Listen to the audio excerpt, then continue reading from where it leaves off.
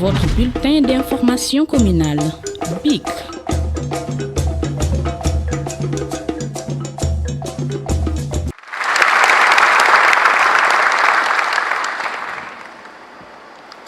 Monsieur le ministre d'État, M. Samir Sarr, Monsieur le ministre conseiller de son Excellence le Président de la République, M. Mbouch,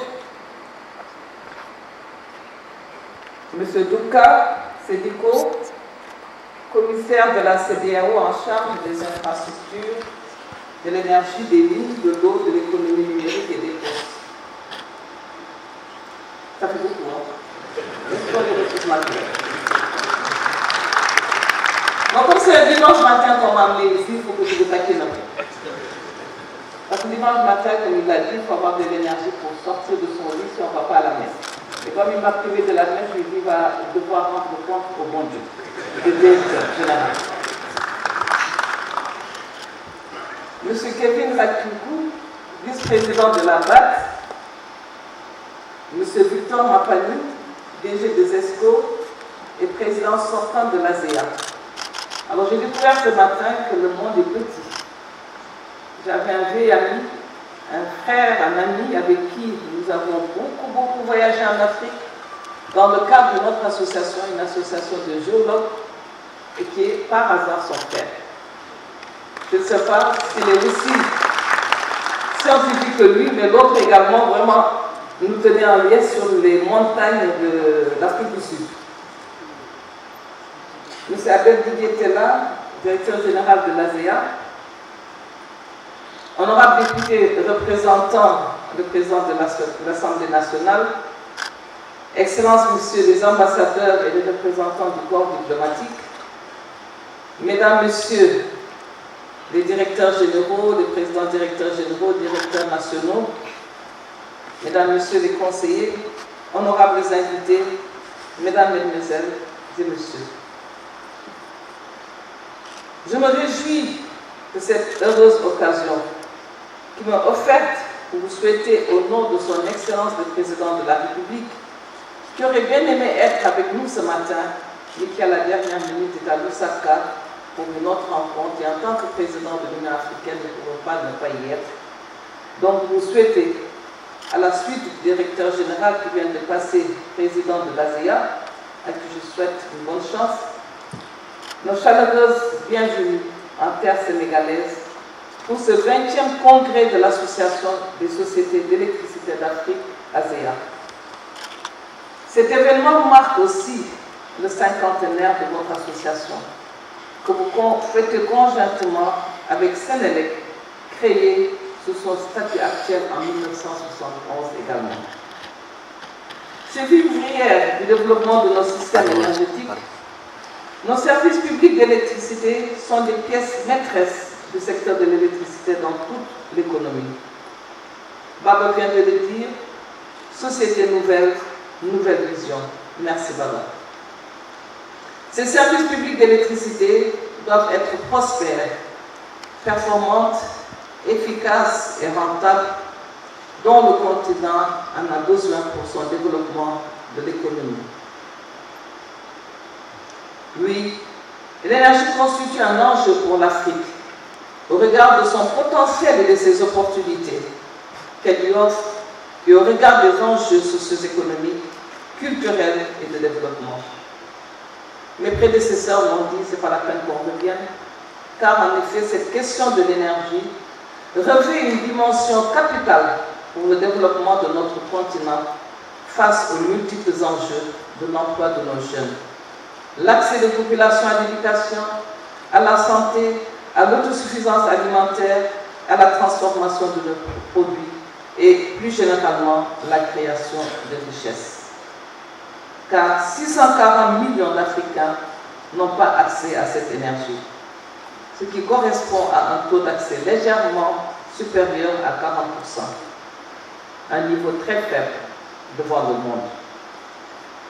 Néanmoins, ou bien malgré que notre continent regorge de ressources énergétiques formidables, mais toujours trop faiblement exploitées. Et donc nous avons besoin d'une énergie bon marché, vitale, dont non seulement pour atteindre ses objectifs en matière de santé et d'éducation, comme je vais te le dire, mais surtout pour réduire le coût de l'énergie dans l'industrie, les services et créer des emplois pour les jeunes.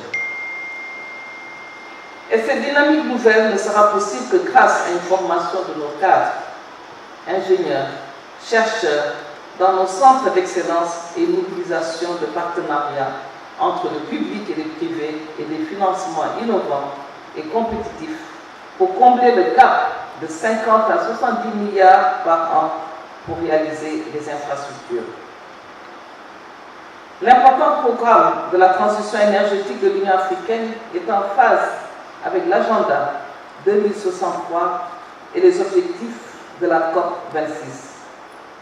Stratégie articulée autour de quelques priorités dont les plus en vue sont la mise en phase de l'infrastructure énergétique nécessaire au développement socio-économique, au développement des secteurs d'énergie renouvelable, conformément aux accords sur le climat et l'exploitation du grand potentiel de l'Afrique en matière d'énergie solaire, éolienne, hydroélectrique. Le développement du programme d'efficacité énergétique pour le bâtiment, l'industrie et les transports, le développement des gazoducs nationaux, régionaux et intercontinentaux et le développement d'un réseau électrique africain intégré. Car, en restant engagé dans la lutte contre le changement climatique, selon le principe de la responsabilité commune mais différenciée, il est tout à fait légitime que nos pays réclament une transition énergétique juste, équitable et durable. Le marché unique de l'électricité africaine doit être un moteur d'une industrialisation du continent grâce à des sources de production compétitives et le plus grand marché de l'électricité du monde qui doit regrouper plus de 2 milliards de clients pour renforcer le commerce, la création de valeur et l'emploi dans notre continent. Ce projet qui avance à grands pas avec la montée en puissance des power pools africains est source d'espoir et d'ambition pour le continent africain qui a les moyens de se positionner comme la centrale électrique du monde. Vous l'avez dit tout à l'heure, oui, l'Afrique qui doit être le grenier du monde. L'Afrique qui doit être le continent du futur. Et ce n'est qu'en se donnant la main que nous pourrons y arriver. Et pour cela, ce sont nos sociétés d'électricité qui doivent être le fer de lance et qui doivent rester viables, performantes, efficaces, propres, résilientes et prospectives. Ce service public de l'électricité relève de la prérogative de l'État. Activité d'intérêt général, il implique des obligations de fournir de l'énergie en continu, assurer la sécurité du système, s'adapter à l'évolution des besoins des usagers en termes de technologie et de coûts, assurer une solidarité territoriale à travers la notion de péréquation des tarifs. Dans nos États, cette mission de service public est assurée par ces sociétés d'électricité dans le cadre d'un contrat de délégation de service public avec des objectifs clairs et transparents, dont l'exécution et le suivi relèvent des organes de régulation. Et à ce titre, je salue le président de la CRSE du Sénégal, qui est une structure de régulation et de stratégie pour le secteur énergétique qu'on appelle la CRSE, et donc qui régule et qui doit protéger les consommateurs sur le suivi de la qualité des services et des tarifs. Cette dualité entre l'État et les sociétés d'électricité permet de dissocier le rôle de l'État actionnaire ou son rôle comme garant de la mission de service public. Cette organisation qui prévaut dans plusieurs pays africains a conduit à plus de transparence dans le secteur de l'électricité, une meilleure performance dans les indicateurs sous l'œil vigilant des régulateurs. Ce service public permet de gérer toute la chaîne de valeur, de la production de l'électricité à la commercialisation, en passant par le transport et la distribution. Elle permet d'assurer les activités d'investissement et celles relatives à l'exploitation. Sous ce rapport, ces sociétés d'électricité, qu'elles soient publiques ou privées, concessionnaires de services publics, fermiers, sociétés de patrimoine, peuvent bien être performantes à condition que le cadre institutionnel soit adéquat et que les règles du jeu soient respectées. Face à ces enjeux sur la question énergétique, une feuille de route donc s'impose pour consolider les acquis et garantir un meilleur approvisionnement énergétique des pays africains. Et pour cela, 9 axes ont été fixés. D'abord, plaider pour une politique énergétique africaine qui intègre les questions sur les énergies nouvelles et renouvelables, le nucléaire, l'éolien offshore, l'hydrogène, ainsi que toutes les questions connexes sur l'utilisation des véhicules électriques et le stockage de l'énergie. Deuxième point, accélérer le développement des marchés de l'électricité au niveau africain par la construction de corridors d'interconnexion et la réalisation progressive du marché unique de l'électricité avec un réseau africain intégré qui permettrait de réduire considérablement le coût de l'électricité sur le continent et accroître la durabilité et la sécurité énergétique. Travailler pour le lancement d'un programme industriel majeur pour la fabrication de composants et équipements électriques à partir des matières premières tirées du sous-sol africain et transformées localement en Afrique. En mettant en œuvre une approche d'innovation à l'échelle du continent afin d'exploiter les capacités de recherche et de développement nécessaires pour atteindre tous les objectifs visés. En 4, œuvrer pour la mise sur pied d'une institution de formation de haut niveau orientée vers la recherche pour la promotion industrielle, la transformation de ressources naturelles et la fabrication de matériel adapté aux normes africaines.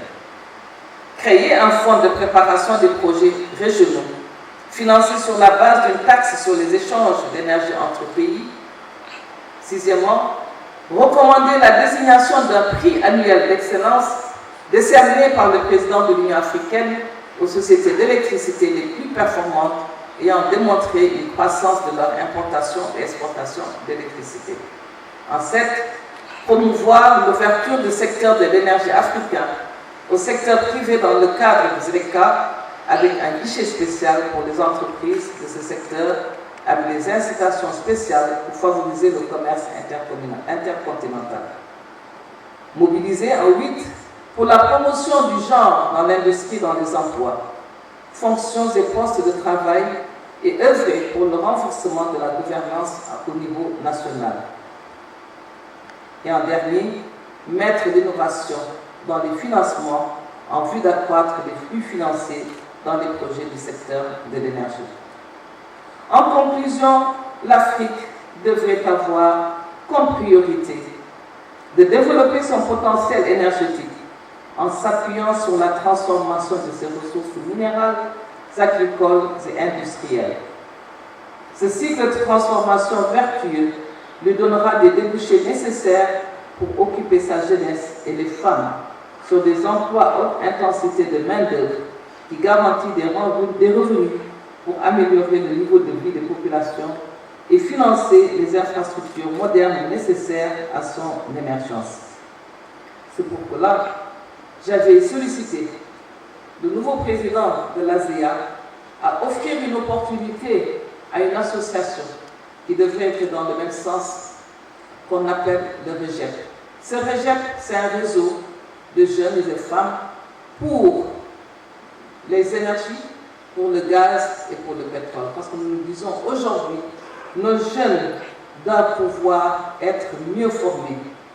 Ils sont bien formés, mais il ne faut pas oublier les jeunes qui sont à l'intérieur, qui doivent aller vers les filières scientifiques. Et pour cela, ces jeunes ont besoin d'être parrainés. Et c'est dans ce cadre que cette plateforme également sera lancée ce matin. Et je remercie l'ASEA qui a vraiment accepté de les accompagner en leur offrant ce stand pour que vous qui êtes là, parce qu'on veut que cette plateforme soit une plateforme africaine, comme nous l'avons dit tout à l'heure, que ce soit les jeunes Africains, que ce soit les femmes africaines, qui pensent à leurs ressources naturelles, qui pensent à la science, qui pensent aux géosciences. Et là, je fais un clin d'œil encore au président de l'Union africaine, le président de la République, M. Macky Sall, un géologue. Parce que tout vient de la terre et tout retourne à la terre. Oui, c'est la terre qui nous donne tout. C'est la terre. Sans les matériaux, les industries n'existeraient pas. Et sans l'énergie, ces industries ne marcheraient pas. Et pour cela, donc, il faudrait qu'on forme nos cadres. Il faudrait qu'on forme nos jeunes. Sur ce, vive l'Afrique prospère et au nom de son Excellence le Président de la République, en vous souhaitant encore bonne fête pour l'ASEA, mais bonne fête également à la Sénélec, je déclare ouvert ce 20e congrès de l'ASEA. Également, je lance également le réseau REGEP, le réseau des femmes et des jeunes dans le gaz, les énergies et du pétrole. Et vous souhaite un bon séjour parmi nous et vous remercie pour votre bien aimable attention.